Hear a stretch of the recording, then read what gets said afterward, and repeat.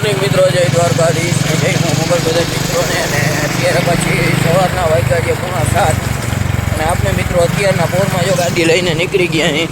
જો આ રે આપણી ગાડી અને આ રહ્યો વાડીનો માર્ગ, આ રહ્યો ગલબો. કેમ કે હમણાં મિત્રો ડીઝલની તંગી એટલે આપણે લેબાડાથી કોન્ટેક હતો તો મિત્રો અહીંયા આગળ સીધો ડીઝલનો ટાંકો આવ્યો એટલે આપનો કોન્ટેક થઈ ગયો હતો. અહીંયા આગળ ડીઝલ આપણો ભોગી ગયું હોય તો હવે આપણે ડીઝલ અત્યારે જો ભરાવા જવાનું હોય, ગાડીમાં પેટ્રોલ નથી, એ ભરાવી નાખવું, ફૂલ ટાંકી કરાવી લેવી એટલે પછી કદાચ પતી જાય તો ઉપાધિ નહીં.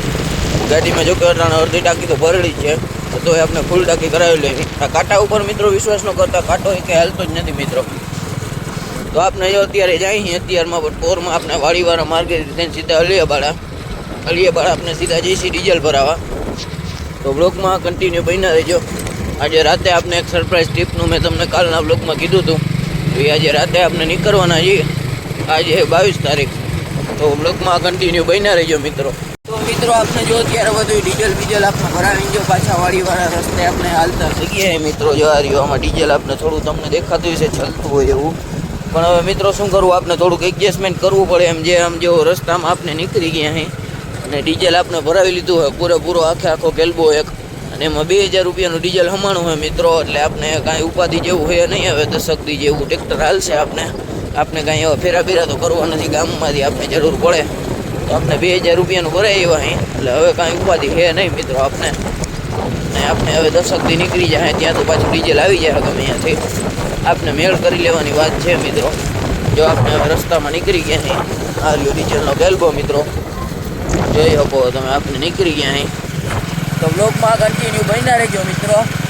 આપણે હવે જવાનું છે આજે રાતે, કન્ટિન્યુ છે અને કન્ફર્મ જ છે. આપણે ટિકિટે કાલે કઢાવી એવા હતા એટલે હવે આપણે જો રાતે નીકળવાની જ વાત છે. તમારા માટે સરપ્રાઈઝ છે. કોમેન્ટ કરવાનું કીધું હતું તમને, કોમેન્ટ હજી કંઈ આવી નથી મિત્રો. તો કોમેન્ટ કરી નાખજો અને ગેસ કરજો કે કેટલા આપણે કઈ જગ્યાએ ટ્રીપમાં જવાનું છે મિત્રો. કન્ટિન્યુ. તો મિત્રો આપણે જો રસ્તામાં જતા હતા ને આવડું પડ્યું ગાડીમાંથી નીકળી ગયું, જોઈ લ્યો. થઈ ગયું નુકસાન મિત્રો. હા રે આપણી ગાડી જો હજી ચાલુ જ છે તો પડ્યું. હવે આપણે અટકાવી દઈએ, ઠીક કરી દઈએ આપણે. કન્ટિન્યુ મિત્રો. અત્યારે તમે જોઈ શકો હો વાગ્યા છે 11:30 અને આપણી સરપ્રાઈઝ ટીપનું જે મેં તમને કીધું હતું અત્યારે આપણે જો 6 જણા આપણે આવી ગયા અહીં. આપણા તોસીફભાઈ, આ ગામનો ભાઈબંધ છે, આપનો માસિયાર છે, આપનો મોટો ભાઈ અને આ ગામનો ભાઈબંધ છે. તો અત્યારે જો 11:30 વાગ્યા છે. હમણાં 11:30 જેવું વાગશે એટલે આપણે ખચકાશી સીધા સ્ટેશને, અને સ્ટેશને જઈને તમને હું રિવીલ કરીશ કે આપણે સરપ્રાઈઝ ટીપ કઈ જગ્યાએ જવાનું હોય. તો કન્ટિન્યુ મિત્રો. અત્યારે જો આપણે બધા સ્ટેશને અત્યારે બેઠા છે. હું તો જો કે આપના તોસીફભાઈ બેઠા છે, ધવલભાઈ ને આર્યનભાઈ બેઠા છે, હજી એક ભાઈ ક્યાંક પાણી. તો મિત્રો અત્યારે જો 1 વાગી ગયો છે અને આપણે જો અત્યારે સ્ટેશને બધા બેઠા અહીં. જો આપના હિરેનભાઈ અને આપના જીતભાઈ, આપના તોસીફભાઈ, ધવલભાઈ અને આર્યનભાઈ અને હું પોતે આપણે અત્યારે જો સ્ટેશને બેઠા અહીં. 1 વાગી ગયો છે. હવે આપણે બસ જો ટ્રેન આવે એટલી જ વાર રહી. અલિયાબાડાથી નીકળી ગયા એટલે આપણા સ્ટેશને પહોંચતા એને મિનિટ થઈ છે ખાલી 10. એટલે હવે આપણે પહોંચવામાં જાજી વાર નથી. હમણાં ટ્રેનમાં બેસી જવાનું છે.